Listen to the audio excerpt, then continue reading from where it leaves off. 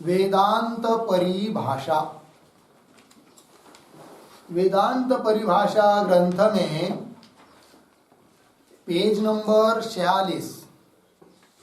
46 page पर देखिए, समवाया सिद्ध्या ब्रह्म भिन्न निखिल प्रपंचस्य अनित्यतया च नित्यत्व समवेतत्व घटित जातित्वस्य घटत्वादौ असिद्धेः च।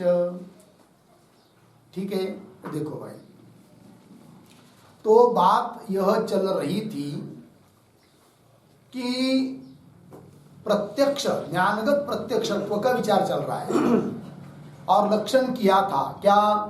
वृत्त्यावच्छिन्न चैतन्या भिन्न वर्तमान योग्य विषयावच्छिन्न चैतन्यत्वं ज्ञानगत प्रत्यक्षत्वं।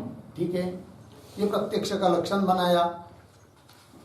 फिर पर्वतो वन्यमान इत्यादि जगह पर पर्वत अंश में ज्ञान प्रत्यक्ष है और वन्य अंश में परोक्ष है।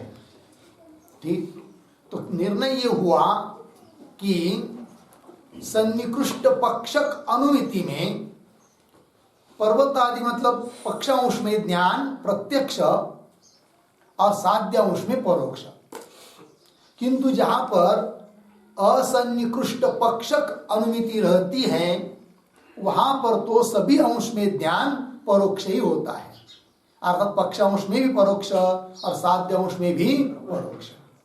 ठीक है, तब पूर्व पक्ष ने आक्षेप किया कि पर्वतो वन्यमान इत्याकारक सन्निकृष्ट पक्षक अनुमिति ज्ञान में यदि एक अंश में ज्ञान प्रत्यक्ष है और एक अंश में परोक्ष है, तो एक ही ज्ञान में दो धर्म आ गए, परोक्षत्व अपरोक्षत्व, तब उनको हम जाति नहीं मान पाएंगे क्योंकि संकर दोष प्राप्त होता है। ठीक है, तो इसलिए एक ही ज्ञान में इस प्रकार अंश भेद से परोक्षत्व और प्रत्यक्षत्व और परोक्षत्व मानना नहीं चाहिए, ऐसा कह रहे थे कौन? पूर्व पक्षी। तब सिद्धांतियों ने उत्तर दिया कि दो विरोधी धर्म प्रत्यक्षत्व और परोक्षत्व एक ज्ञान में आ जाने से जाति, परोक्षत्व ये जाति है कि नहीं, प्रत्यक्षत्व जाति है, इसको आप जाति नहीं मान पा रहे हो तो कोई बात नहीं, क्योंकि तुमको जाति मानने में दिक्कत है क्योंकि तुम जाति को मानते हो और सिद्धांत मत में तो जाति नाम की कोई वस्तु है ही नहीं है, प्रसिद्ध है कि नहीं, जो है ही नहीं है तो उसके लिए जाति मानने के लिए बाधक होगा, यह प्रश्न हमारे में नहीं आता है। अर्थात हमारे वेदांत मत में जाति मानते ही नहीं है, तो जाति मानने के लिए बाधक होने से एक ज्ञान में दो विरुद्ध धर्म क्यों मान रहे, यह आक्षेप नहीं हो सकता। अर्थात पर्वतो वन्यमान इत्याकारक एक ही प्रमा ज्ञान में हम अंश भेद से प्रत्यक्षत्व और परोक्षत्व मान लेते हैं, हमको कोई दिक्कत नहीं है। ठीक है, फिर पूर्व पक्षी पूछेंगे सिद्धांतियों को कि तुम जाति क्यों नहीं मानते? तब सिद्धांतियों ने कहा जाति मानने के लिए कोई प्रमाण नहीं है। तब वो कहते हैं, है कि नहीं, सिद्धांति ने कहा कि प्रमाण नहीं है, तब पूर्व पक्षी कहते क्यों प्रमाण नहीं है? अनुगत प्रतीति ही प्रमाण है। अनुगत प्रतीति का मतलब होता है अयम घट अयम घट अयम घट, सभी घटों में ये प्रतीति हो रही है, इसको बोलते हैं अनुगत प्रतीति। घट यदि भिन्न भिन्न है तो सभी घटों में एक जैसी प्रतीति क्यों हो रही है? और हो तो रही है, इसका मतलब सभी घटों में एक कोई अखंड धर्म विद्यमान है और वही है घटत्व, और उसी को हम कहते हैं जाति।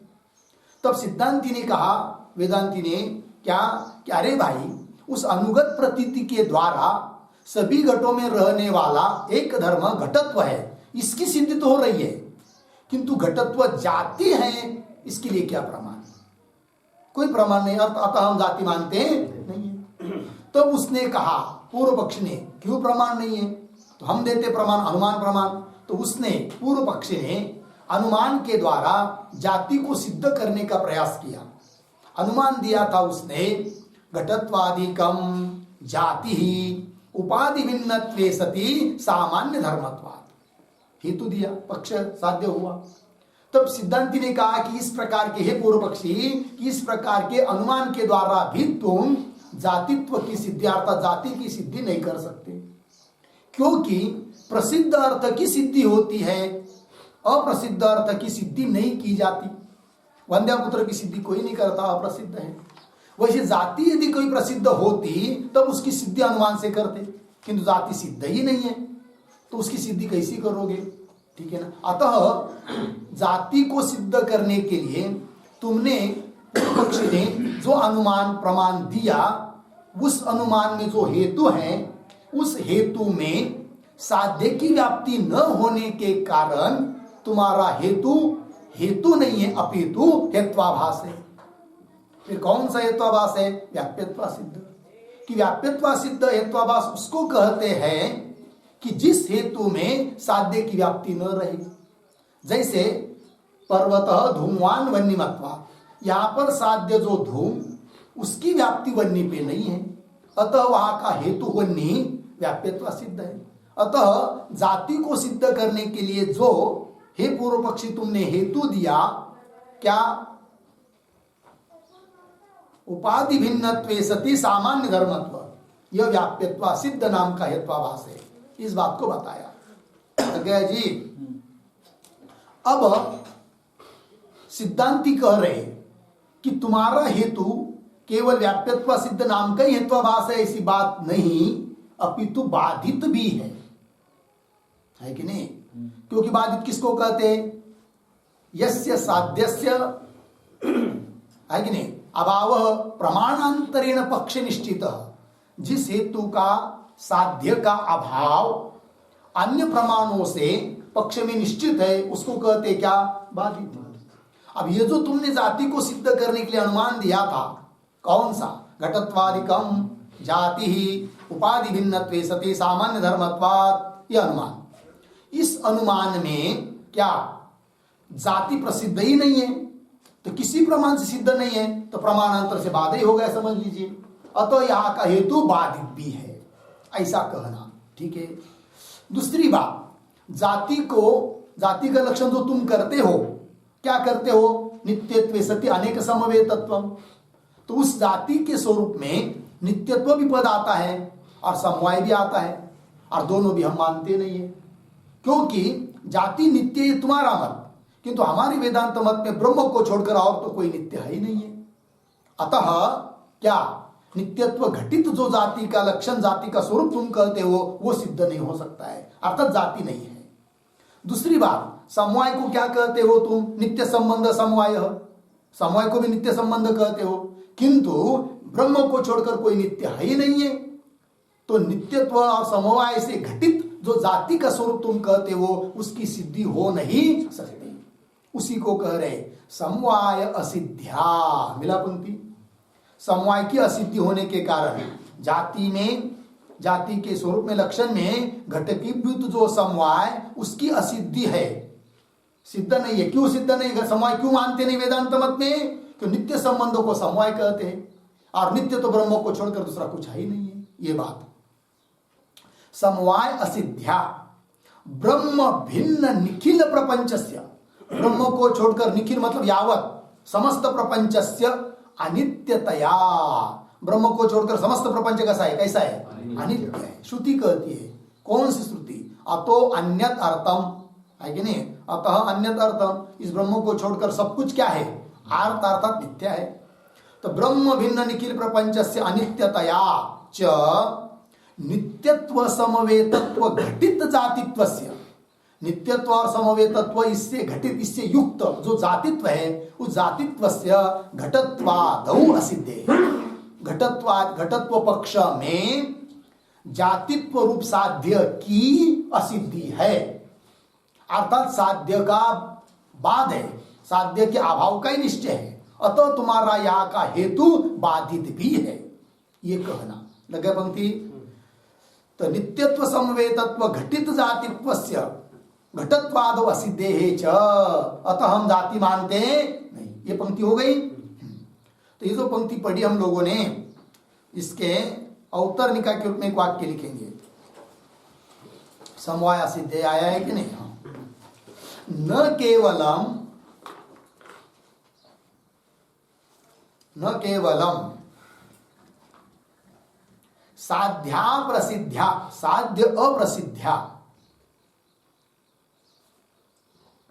साध्या प्रसिद्ध्या मतलब साध्य अप्रसिद्ध्या हेतो हो व्याप्यत्वा सिद्धत्वम, हेतो हो व्याप्यत्वा सिद्धत्वम, अर्धविराम, साध्याभाव निश्चयात, साध्याभाव निश्चयात बाधितत्वम अपि, साध्याभाव निश्चयात बाधितत्वम अपि इति आह समवायेति, इति आह समवायेति। ठीक, देखो भाई,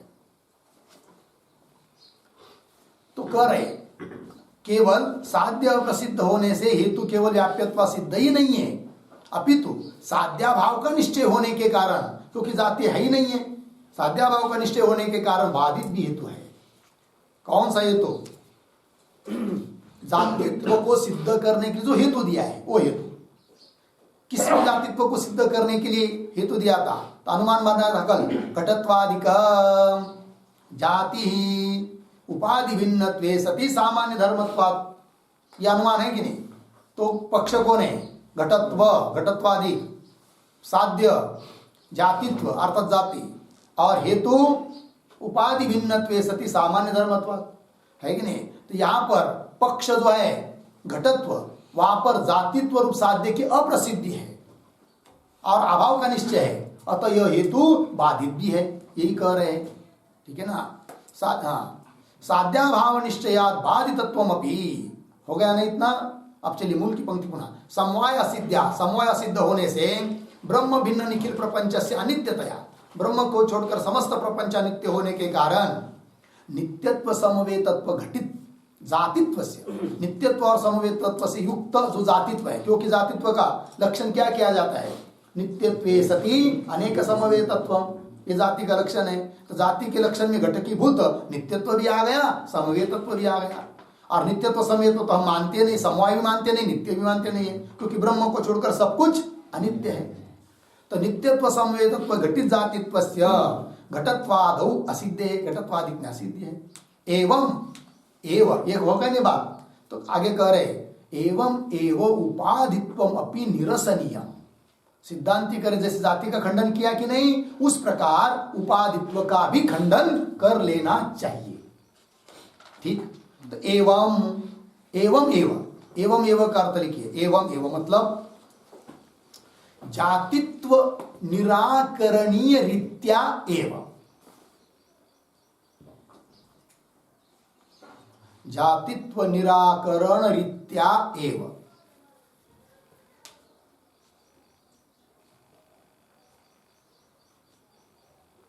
जातित्व निराकरण रीत्या एवं मतलब जातित्व का निराकरण जिस रीति से किया उसी पद्धति से उपाधित्व का भी निरसन कर लेना चाहिए, ये कह रहे हैं। एवं एवं उपाधित्वमपि निरसनीयम, तो किस प्रकार निरसन करे, खंडन करे भाई उपाधित्व का? तो लिख लीजिए उसके ऊपर एक टिप्पणी, उपाधित्व साधकः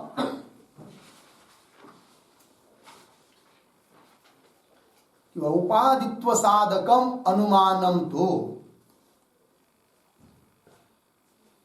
उपाधित्व साधकम अनुमानम तो,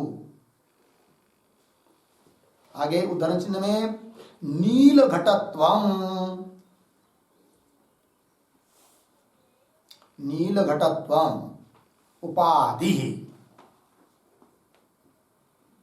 उपाधि जाति भिन्न सामान्य धर्मत्वात्, जाति भिन्न सामान्य धर्मत्वात् आकाशत्ववत्, आकाशत्ववत्।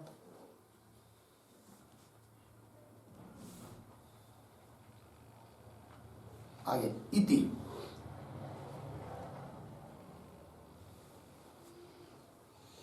हो गया।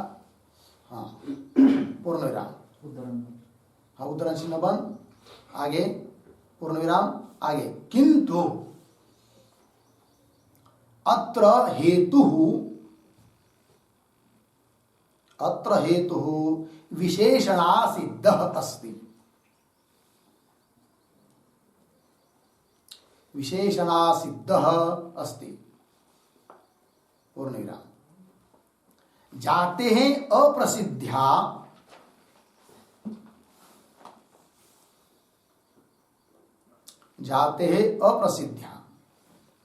तद्घटित जाति भिन्नत्वस्य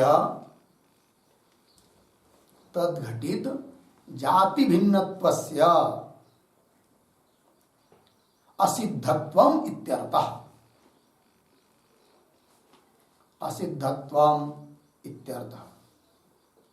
अतः अनेन अनुमानेन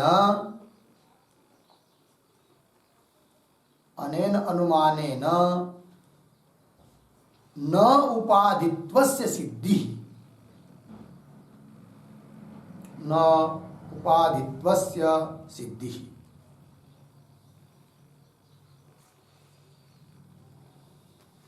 ठीक, चलो भाई, खंडन कर दिया तो समझ लेंगे। तो उपाधित्व को सिद्ध करने वाला अनुमान प्रमाण देते हैं वो लोग। तो वो कौन अनुमान है? क्या आकार है उसका? तो आकार दे दिया। नील घटत्वम ये पक्ष हुआ, उपाधि ही अर्थात उपाधित्व ये साध्य हुआ, और हेतु जाति भिन्न सामान्य धर्मत्व, जाति को छोड़कर सामान्य धर्म होने से, जाति है नहीं और सामान्य धर्म है, इसका मतलब उपाधि है, ऐसा वो लोग कहते हैं। ठीक है ना? हाँ, तो उदाहरण आकाशत्ववत, जैसे आकाशत्व ये जाति नहीं है, क्योंकि वहां पर व्यक्ति है अभेद, व्यक्ति का अभेद है, व्यक्ति अभेदस तुल्यत्व। जहां अकेला व्यक्ति रहता है वहां पर उसमें रहने वाला धर्म को जाति नहीं माना जाता है। जातिवाद संग्रह बताया था ना कल, व्यक्ति अभेदस तुल्यत्व, व्यक्ति का अभेद, अकेला व्यक्ति रहता है, आकाश एक है, इसलिए उसमें आकाशत्व जाति नहीं है। फिर है क्या? तो नहीं है कि लोग उस आकाशत्व धर्म को उपाधि कहते हैं।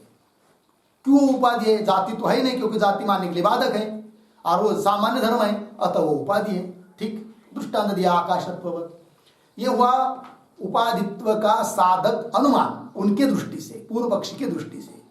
किंतु सिद्धांति उसका खंडन कर रहे हैं। क्या? किंतु अत्र मतलब इस अनुमान में हेतु कैसा है? विशेषणा सिद्ध है।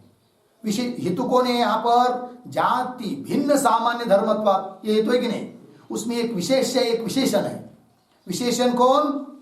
जाति भिन्नत्व, ये विशेषण है, और विशेष्य कौन? सामान्य धर्मत्व। तो विशेषण जो जाति भिन्नत्व, तो जाति ही प्रसिद्ध नहीं, तो जाति भिन्नत्व कहां से आएगा? क्योंकि वेदांत में जाति का खंडन है, तो विशेषणासिद्ध हेतु हुआ। अतः ऐसे विशेषणासिद्ध नाम के हेत्वाभास से साध्य जो उपाधित्व, उसकी सिद्धि नहीं हो सकती, अर्थात उपाधित्व का भी खंडन हुआ। लग गया पंक्ति? चलिए, अत्र हेतु विशेषणासिद्ध अस्ति। क्यों? जाते अप्रसिद्ध, जाति अप्रसिद्ध है, तो तद घटित, जाति से घटित जाति भिन्नत्व कहां से आएगा? असिद्ध है, भिन्नत्व से असिद्धत्वम इत्यर्थ।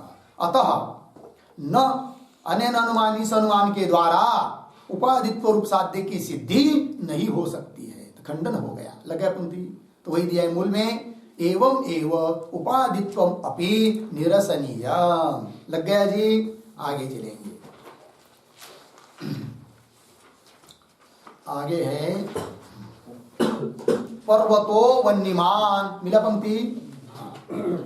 तो पर्वतो वन्यमान इत्यादौ च पर्वत अंशे वन्य अंशे च अंतकरण वृत्ति भेदांगीकारेण तत्तत् वृत्त्यवच्छेदक भेदेन परोक्षत्व परोक्षत्वयोः एकत्र चैतन्ये वृत्तौ न विरोधः। ठीक, थोड़ा अवतरणिका के रूप में एक पंक्ति लिखते हैं पर्वत इसके पहले। ननु प्रत्यक्षत्व अप्रत्यक्षत्वयोः ननु प्रत्यक्षत्व अप्रत्यक्षत्वयोः प्रत्यक्षत्वाप्रत्यक्षत्वयोः अजातित्वम् अस्तु। अजातित्वम् अस्तु अर्धविराम। तयोः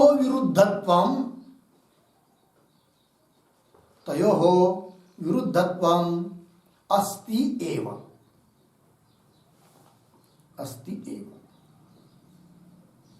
पूर्णविराम। तर्हि विरुद्धयोः तयोः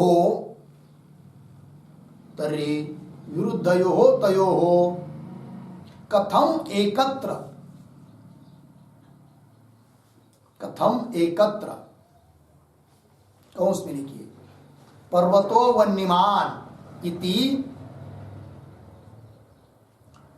वन्यमान इति एकस्मिन् प्रमा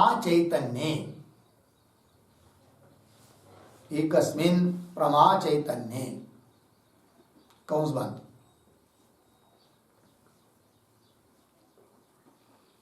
आगे अवस्थानम इति चेत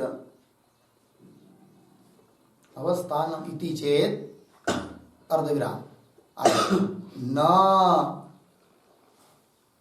न अर्धविराम संयोग तद अभाववत्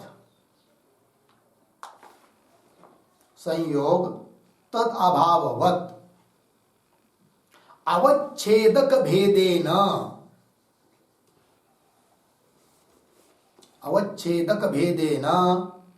विरुद्धयोः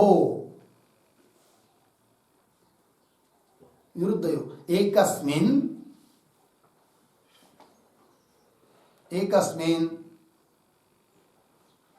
वृत्तौ कौंस में लिखिए स्थितौ कौंस बंद बाधका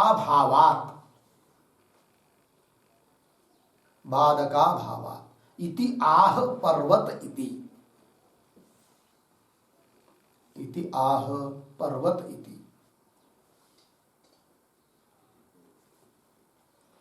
ठीक है, समझ लीजिए भाई। ननु पूर्व पक्षी कह रहा है, पूर्व पक्षी बोलता है ठीक है भाई, तुमने जातित्व का खंडन कर दिया, अतः प्रत्यक्षत्व और अप्रत्यक्षत्व ये जाति नहीं है, ऐसा तुम बोल रहे हो सिद्धांती, तो कोई बात नहीं, मत मानो इनको जाति, अजातित्वम अस्तु। लगा इतना? ननु प्रत्यक्षत्व अप्रत्यक्षत्वयोः अजातित्वम अस्तु, तो भी तयोः विरुद्धत्वम अस्ति एव, किंतु दोनों विरुद्धी है, ये बात तो मानना ही पड़ेगा। प्रत्यक्षत्व और परोक्षत्व ये दो धर्म कैसे है? विरोधी है, ये तो मानना ही पड़ेगा। और यदि है तो तर्हि विरुद्धयोः तयोः कथम एकत्र अवस्थानम, ऐसे दो विरोधी धर्म का एक जगह रहना कैसा हो सकता है? और एक जगह तुमने मान लिया, कहां पर? पर्वतो वन्यमान, इस प्रकार का जो एक प्रमा चैतन्य है अर्थात प्रमा ज्ञान है, उसमें तो तुमने पर्वत अंश में माना प्रत्यक्षत्व, है कि नहीं, और वन्य अंश में माना परोक्षत्व, तो दो विरोधी धर्म एक ही ज्ञान में मान लिए। वो कैसे? वो तो विरोधी है, एक में कैसे रह सकते हैं? किंतु माने आपने। कथम अवस्थान इति चेत, ये प्रश्न हुआ, उत्तर दे रहे न, विरोधी है बात सही, किंतु दोनों धर्म विरोधी होने पर भी एक अधिकरण में रह सकते हैं, अवच्छेदक भेदेन। वो कैसे? उदाहरण दिया, संयुक्त अभाववत् अवच्छेदक भेदेन विरुद्धयोः एकस्मिन् वृत्तौ, एकस्मिन् वृत्तो मतलब रहने में, है कि नहीं, बाधक अभाव, कोई बाधक नहीं है। जैसे वृक्ष है, वृक्ष के ऊपर बंदर बैठा हुआ है कि नहीं, तो बंदर का संयोग वृक्ष के साथ है कि नहीं, और उसी वृक्ष के नीचे जड़ में बंदर का संयोग है क्या? नहीं। तो उस वृक्ष में बंदर का संयोग भी है और संयोग का अभाव भी है, ये दो विरोधी धर्म है, संयोग और संयोग का अभाव विरोधी धर्म है, और वो दोनों रह रहे एक ही वृक्ष में। कैसे? अवच्छेद भेद से। शाखावच्छेदेन कपि संयोग है, ठीक है, और मूलावच्छेदेन कपि संयोग अभाव है। अवच्छेदक भेद से जैसे एक ही अधिकरण में दो विरोधी धर्म रह सकते हैं, उसी प्रकार यहां पर भी पर्वतो वन्यमान, ये एक ही प्रमा चैतन्य प्रमा ज्ञान है, तो भी अवच्छेदक भेद से प्रत्यक्षत्व और परोक्षत्व रहने में कोई दिक्कत नहीं। ये बोल रहे हैं कौन? सिद्धांत। अब सिद्धांति को पूछेंगे फिर, तो वहां पर जैसे शाखा अवच्छेदेन कपि संयोग है, वहां अवच्छेदक शाखा है, और मूलावच्छेदेन कपि संयोग का अभाव है, तो या अवच्छेदक कौन है? मूल है। उस प्रकार पर्वतो वन्यमान यहां पर भी पर्वत अंश में यदि प्रत्यक्षत्व है तो वहां पर अवच्छेदक कौन है? ठीक। और वन्य अंश में यदि परोक्षत्व है तो वहां पर चैतन्य का ज्ञान का अवच्छेदक कौन है? इसको बताइए। तो बता रहे पंक्ति में मूल के। तो पंक्ति देखिए, पर्वतो वन्यमान इत्यादो, मिला पंक्ति। पर्वतो वन्यमान ये ज्ञान है, प्रमारूप ज्ञान है, इसको प्रमा चैतन्य बोलिए, चाहे प्रमारूप ज्ञान बोलिए, अनुमिति ज्ञान बोलिए, है कि नहीं? एक ही ज्ञान है। तो पर्वतो वन्यमान इत्यादो, पर्वत अंशे, वन्य अंशे च दो अंश है इसमें, पर्वत अंश वन्य अंश। वन्य अंशे च अंतकरण वृत्ति भेदांगीकारेण, अंतकरण वृत्ति का भेद माना है। पर्वत अंश में अलग अंतकरण की वृत्ति है, वन्य अंश में अलग है, इसलिए अवच्छेदक जो वृत्ति वो भिन्न भिन्न है। तो बोले कि वृत्ति तो एक ही होती है, भिन्न भिन्न कैसे? तो भिन्न भिन्न कैसी है? तो उस पर एक वाक्य लिखेंगे। कहां पर? अंतकरण वृत्ति भेदांगीकारेण, तो कैसा वृत्ति का भेद है उस पर लिखिए। पर्वत अंशे, पर्वत अंशे पर्वताकार अंतकरण वृत्ति ही पर्वताकार अंतकरण वृत्ति ही अपरोक्षा, अपरोक्षा अर्धविराम। वन्यांशे तु, वन्यांशे तो वन्याकारा, वन्याकारा अंतकरण वृत्ति ही, अंतकरण वृत्ति ही परोक्षा, परोक्षा इति वृत्ति भेदाभ्युपगमात्, इति वृत्ति भेदाभ्युपगमात् इत्यर्थः। ठीक है, वृत्ति भेद माना है वहां पर, अवच्छेदक वृत्ति भेद माना है कि नहीं? चलिए अर्थ समझ लेंगे। पर्वत अंश में पर्वताकार, पर्वत के आकार आकार जो अंतकरण की वृत्ति हुई है वो तो अपरोक्ष है कि नहीं? और वन्य अंश है, वन्य अंश में वन्य के आकार आकार जो वृत्ति हुई है वो परोक्ष है। इति वन्य भेद, इति वृत्ति भेद अभ्युपगमात्, वृत्ति का भेद माना है, अर्थात अवच्छेदक भिन्न भिन्न हुआ। ठीक है ना? एक प्रत्यक्ष वृत्ति, एक परोक्ष वृत्ति। तो पंक्ति देखिए फिर, पर्वत अंशे वन्य अंशे च अंतकरण वृत्ति भेदांगीकारेण, भेद का अंगीकार किया होने से तत्त वृत्ति अवच्छेदक भेदेन, उस वृत्ति के द्वारा अवच्छिन्न हुआ कि नहीं? तो वृत्ति का वृत्ति रूप अवच्छेदक के भेद से तत्त वृत्ति, पर्वताकार वृत्ति, वन्याकार वृत्ति, तत्त वृत्ति अवच्छेदक भेदेन, अवच्छेदक भिन्न भिन्न होने के कारण परोक्षत्व अपरोक्षत्वयो हो, परोक्षत्व और अपरोक्षत्व ये दो धर्म विरोधी होने पर भी एकत्र, एक अधिकरण में, एक ज्ञान में एकत्र चैतन्य, मेरा पंक्ति, एकत्र चैतन्य वृत्तौ न विरोधा, एकत्र चैतन्य, चैतन्य अर्थात प्रमा चैतन्य, प्रमा ज्ञाने इत्यर्थ। कौन है वो प्रमा ज्ञान? पर्वतो वन्यमान। वृत्तौ न विरोध, वृत्तौ, वृत्तौ पद आया, वृत्तौ मतलब भाई वृत्ति नहीं लेना, वृत्तौ स्थितौ, रहने के लिए न विरोधा, रहने में विरोध नहीं है। वृत्तो शब्द का अर्थ क्या करेंगे? रहने में, स्थितौ न विरोध।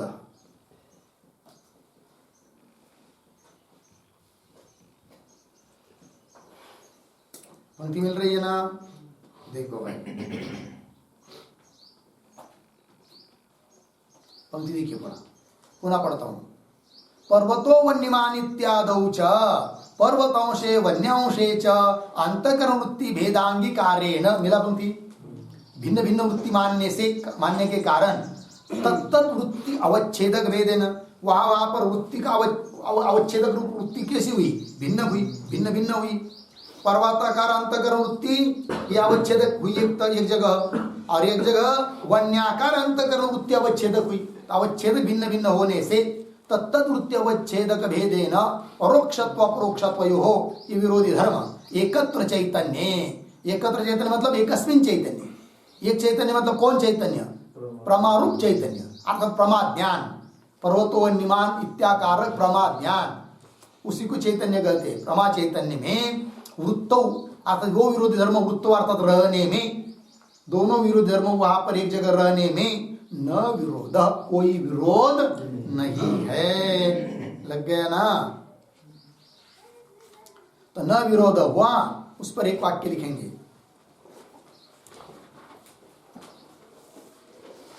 पर्वताकार वृत्त्यवच्छेदे, पर्वताकार वृत्त्यवच्छेदे प्रमा चैतन्ये, पर्वताकार वृत्त्यवच्छेदे प्रमा चैतन्ये अपरोक्षत्वम्, प्रमा चैतन्ये अपरोक्षत्वम्, अर्धविराम। तत्र तत्र प्रत्यक्षत्व प्रयोजकस्य सत्वात्, तत्र प्रत्यक्षत्व प्रयोजकस्य सत्वात्, पूर्ण विराम। आगे, वन्याकार वृत्त्यवच्छेदे तो, वन्याकार वृत्त्यवच्छेदे तो परोक्षत्वम्, वन्याकार वृत्त्यवच्छेदे तो परोक्षत्वम्, अर्धविराम। तत्र प्रत्यक्षत्व प्रयोजकस्य असत्वात्, तत्र प्रत्यक्षत्व प्रयोजकस्य, प्रत्यक्षत्व प्रयोजकस्य असत्वात्। ठीक, अर्थ देखिए भाई। तो पर्वताकार वृत्त्यवच्छेद में छेदे ऐसे पर्वताकार वृत्त्यवच्छेदे प्रमा चैतन्य, पर्वताकार वृत्ति है अवच्छेदक जिसमें, ऐसे प्रमा चैतन्य अपरोक्षत्व, क्यों? उस वन्य अंश में प्रत्यक्षत्व का प्रयोजक बैठा हुआ है। प्रत्यक्षत्व का प्रयोजक क्या है? वृत्त्यावच्छिन्न चैतन्याभिन्न योग्य वर्तमान विषयावच्छिन्न चैतन्यत्व, ये प्रत्यक्षत्व का प्रयोजक है, वह है। ठीक है, और आगे वन्याकार वृत्त्यवच्छेदे तो परोक्षत्व, वहां पर परोक्ष है। क्यों? प्रत्यक्षत्व का प्रयोजक वहां नहीं है, वहां पर वृत्त्यावच्छिन्न चैतन्य के साथ अभिन्न नहीं है। कौन? विषय चैतन्य, इसीलिए वहां पर प्रत्यक्षत्व का प्रयोजक न होने से परोक्षत्व है। लगा पंक्ति? तो चलिए फिर, वृत्तौ न विरोध, होगा ये बात पूरी? आगे चलिए। तथा च, अब उपसंहार कर रहे भाई ज्ञानगत प्रत्यक्षत्व का, इसलिए तथा के पहले एक वाक्य लिखिए अवतरणिका के रूप में। ज्ञानगत प्रत्यक्षत्व प्रयोजकम, ज्ञानगत प्रत्यक्षत्व प्रयोजकम संकलय्य, संकलय्य दर्शयति, संकलय्य दर्शयति तथा च इति, तथा च इति। हो गया? अर्थ देखिए, ज्ञानगत प्रत्यक्षत्व का जो प्रयोजक अभी तक बताया, उसको अब संकलित करके, एकत्र करके, कुल मिलाकर अब उपसंहार करते हुए बता रहे हैं, है कि नहीं? क्योंकि प्रश्न पूछा गया था, क्या प्रत्यक्षत्व का प्रयोजक कौन है? तब सिद्धांति ने पूछा था, कौन से प्रत्यक्षत्व का प्रयोजक पूछ रहे हो? ज्ञानगत प्रत्यक्षत्व का प्रयोजक पूछ रहे हो या विषयगत प्रत्यक्षत्व का प्रयोजक पूछ रहे हो? तो फिर दोनों बताना है। तो पहले ज्ञानगत प्रत्यक्षत्व का प्रयोजक अभी तक बताया, उसका आप पुनः उपसंहार कर रहे। देखिए, तथा च तत् इंद्रिय योग्य, योग्य पद डाला है ना हम लोगों ने लक्षण में। तो योग्य मतलब उस इंद्रिय के लिए योग्य, यह अर्थ। तत् इंद्रिय योग्य, योग्य है कि नहीं, मतलब प्रत्यक्ष योग्य। पुनः वर्तमान विषयावच्छिन्न चैतन्याभिन्नत्वम तत्तदाकार वृत्त्यावच्छिन्न ज्ञानस्य तत्तद अंशे प्रत्यक्षत्वम। ठीक है, तो वृत्त्यावच्छिन्न चैतन्य का विषयावच्छिन्न चैतन्य के साथ अभेद बोलिए, अथवा उसका विपरीत कर दीजिए, विषयावच्छिन्न चैतन्य के साथ वृत्त्यावच्छिन्न चैतन्य का अभेद। दोनों बात एक ही होती है। अभी तक हम लोगों ने जो लक्षण बोलते गए वो कैसा? वृत्त्यावच्छिन्न चैतन्याभिन्न वर्तमान योग्य विषयावच्छिन्न चैतन्यत्वम ज्ञानगत प्रत्यक्षत्वम, ऐसा बोलते गए। अब थोड़ा वे अलग करेंगे, विषय पहले लेंगे विषयावच्छिन्न चैतन्य को और वृत्ति को बाद में लेंगे। और क्या होगा फिर? तो योग्य अथवा वर्तमान योग्य विषयावच्छिन्न चैतन्य भिन्न, क्या? वृत्त्यावच्छिन्न चैतन्यत्वम ज्ञानगत प्रत्यक्षत्वम। ठीक है, यह अर्थ हो जाएगा। अब योग्य वर्तमान विषय, किंतु योग्य तो किसके लिए योग्य विषय है? तो तत्त इंद्रिय के लिए योग्य, यह अर्थ। तो वही कह रहे हैं, देखिए, तथा च तत्त इंद्रिय योग्य, उस इंद्रिय के द्वारा प्रत्यक्ष होने के लिए योग्य, ऐसा अर्थ। तो तत्त इंद्रिय योग्य योग्य, यह विशेषण हुआ। वर्तमान ये दूसरा विशेषण किसका? विषय का। कैसा विषय? वर्तमान विषय। कैसा विषय? योग्य विषय। किसके लिए योग्य? उस इंद्रिय के द्वारा प्रत्यक्ष होने के लिए योग्य। तो तत्त इंद्रिय योग्य वर्तमान विषयावच्छिन्न चैतन्याभिन्न, है कि नहीं? विषयावच्छिन्न चैतन्य के साथ अभिन्न होना चाहिए। चैतन्याभिन्नत्वम किसके साथ? तत्तदाकार वृत्त्यावच्छिन्न ज्ञानस्य, तत्तदाकार वृत्त्यावच्छिन्न ज्ञानस्य, ज्ञानस्य का अर्थ लिखिए चैतन्यस्य। तत्तदाकार वृत्त्यावच्छिन्न चैतन्यस्य, ज्ञानस्य मतलब चैतन्यस्य। तत्तदाकार वृत्त्यावच्छिन्न ज्ञानस्य चैतन्यस्य तत्तदंशे प्रत्यक्षत्वम, उस अंश में वो क्या हुए? प्रत्यक्ष। जैसे घटाकार वृत्ति हुई तो घटांश में प्रत्यक्ष हुआ वो ज्ञान, पटाकार वृत्ति हुई तो वह ज्ञान पटांश में प्रत्यक्ष हुआ। इस प्रकार तत्तद अंशे प्रत्यक्षत्वम। लग गया जी? तो लक्षण बोलेंगे एक बार। प्रत्यक्ष योग्य वर्तमान विषय, ऐसा लेंगे। प्रत्यक्ष योग्य वर्तमान विषयावच्छिन्न चैतन्य भिन्न तत्तदाकार वृत्त्यावच्छिन्न चैतन्यत्वम ज्ञानगत प्रत्यक्षत्वम। ठीक है, पुनः एक बार। प्रत्यक्ष योग्य वर्तमान विषयावच्छिन्न चैतन्य भिन्न तत्तदाकार वृत्त्यावच्छिन्न चैतन्य भिन्नत्वम, क्यों? तत्तदाकार वृत्त्यावच्छिन्न चैतन्यत्व, क्योंकि अभिन्न पद पहले जोड़ दिया ना। हाँ, तो ये हुआ क्या? ज्ञानगत प्रत्यक्ष। पुनः एक बार। प्रत्यक्ष योग्य वर्तमान विषयावच्छिन्न चैतन्य भिन्न तत्तदाकार वृत्त्यावच्छिन्न चैतन्यत्वम प्रत्यक्षत्वम, मतलब ज्ञानगत प्रत्यक्षत्वम। हो गया जी? ये समाप्त हुआ ज्ञानगत प्रत्यक्षत्व का विचार यहां तक। अब दूसरा है कौन? विषयगत प्रत्यक्ष। ज्ञानगत प्रत्यक्ष, विषयगत प्रत्यक्ष। अब विषयगत प्रत्यक्ष क्या है भाई? तो उसको दे रहे आगे के पंक्ति में, घटादेहे विषयस्य इत्यादि पंक्ति से। ठीक, तो उसके पहले अवतरणिका के रूप में छोटा वाक्य लिखेंगे। क्रम प्राप्तम, क्रम प्राप्तम विषयगत प्रत्यक्षत्व प्रयोजकम।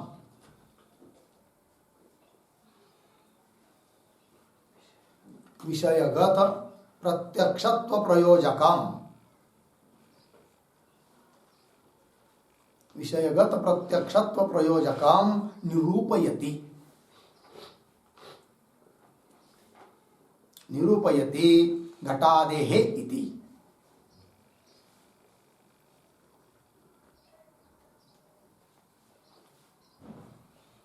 ठीक है जी, चलो भाई, अब क्रम से प्राप्त हुआ, ज्ञानगत प्रत्यक्षत्व हुआ, अब विषयगत प्रत्यक्ष बताना है, तो उसका प्रयोजक, उसका निमित्त, विषयगत प्रत्यक्षत्व का कौन कारण है, प्रयोजक है, निमित्त है, उसका निरूपण करने जा रहे अब ग्रंथकार।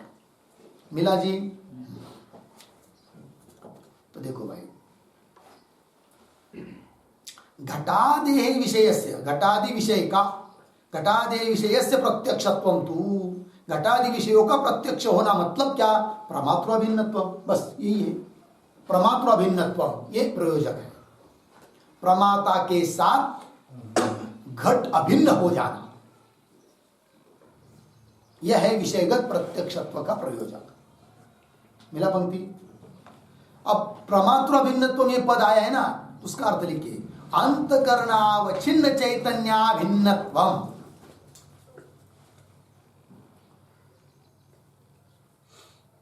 अंतकरणावच्छिन्न चैतन्याभिन्नत्वम,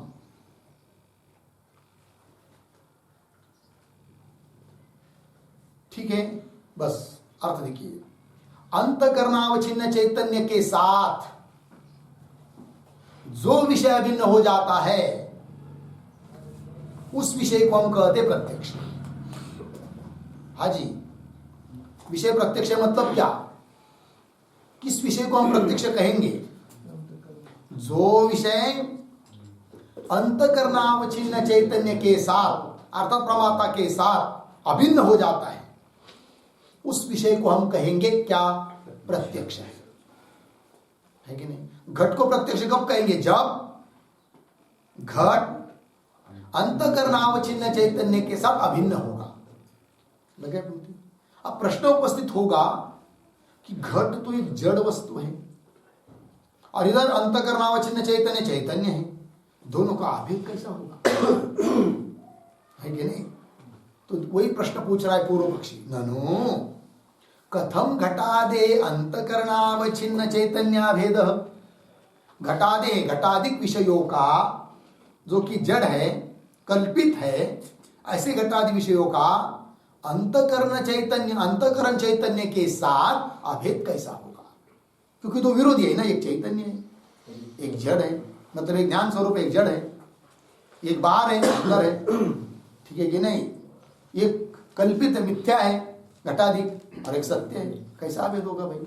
और अभेद होना ही क्या मानते आप? विषयगत प्रत्यक्ष। ये कैसे? प्रश्न पूछा। और दूसरी बात, अनुभव भी आ रहा है क्या कि मेरे से घट भिन्न है। कैसा अनुभव? पंक्ति, अहम इमं पश्यामि इति भेदानुभव विरोधात् इति चेत, है कि नहीं? अहम इमं पश्यामि, हम लोग क्या कहते हैं? अहम इमं पश्यामि, मैं इसको देखता हूं, अर्थात मैं अलग है और यह अलग है। यह बात होती है कि नहीं? और प्रत्यक्ष कर रहे, प्रत्यक्ष मैं इधर, मैं इसको देख रहा हूं, मतलब प्रत्यक्ष है, प्रत्यक्ष तो हो रहा है, किंतु जिसका प्रत्यक्ष हो रहा है ऐसा जो घटादि विषय, उसका तो प्रमाता के साथ अभेद नहीं दिख रहा है, अपितु भेद ही दिख रहा है। ठीक है? अहम इमं पश्यामि इति भेदानुभव, भेद का अनुभव हो रहा है, उस अनुभव के साथ भी क्या होगा? विरोध होगा, विरोधात विरोध होगा। इति चेत, यहां तक हुआ कौन? पूर्व पक्षी। इसका मतलब घटादिक विषय का प्रमाता के साथ अभेद होना, यह जो तुम विषयगत प्रत्यक्षत्व का प्रयोजक कह रहे हो वो ठीक नहीं बैठ रहा है, क्योंकि घटादिक विषय जड़ है, उसका चैतन्य के साथ अभेद कैसा होगा? दूसरी बात, अनुभव भी आ रहा है, भिन्नता का अनुभव आ रहा है, तो अभेद कैसा मानते हो? ठीक है ना? क्योंकि अहम इमं पश्यामि, ये जो अनुभव है, इस अनुभव में अहम शब्द का जो अर्थ है वो प्रमाता के रूप में प्रतीत हो रहा है कि जानने वाला है, कर्ता है, वो कर्ता के रूप में, प्रमाता के रूप में प्रतीत हो रहा है। और अहम इमं पश्यामि, इमं इदम का रूप है, इदम शब्द का अर्थ जो विषय घटादिक है, वे तो कर्म रूप से प्रतीत हो रहे हैं। अहम इमं पश्यामि, अहम घटम पश्यामि, तो घट किंवा इमम पदार्थ, इमम पद से लिया जाने वाला जो भी पदार्थ है वो क्या है? कर्म है। तो ये कर्ता के रूप में प्रतीत हो रहा है, ये कर्म के रूप में प्रतीत हो रहा है। और कर्ता अलग होता है, कर्म अलग होता है। वही कर्ता वही कर्म नहीं हो सकता, जो कर्ता है वो कर्म नहीं हो सकता, कर्म है वो कर्ता नहीं हो सकता। कर्ता कर्म का भेद होता है और भेद अनुभव सिद्ध है यहाँ पर। और आप कह रहे हो कि घटादि विषय का प्रमाता के साथ अभेद होना यही विषयगत प्रत्यक्षत्व का प्रयोजक है, वो कैसा संभव होगा? यह आक्षेप किया किसने? पूर्व पक्षी शंकर की। अब इसका उत्तर देना है, किंतु इसका उत्तर हम लोग कल विचार करेंगे, ठीक है? ओम पूर्णमद पूर्णमिदं पूर्णात् पूर्णमुदच्यते पूर्णस्य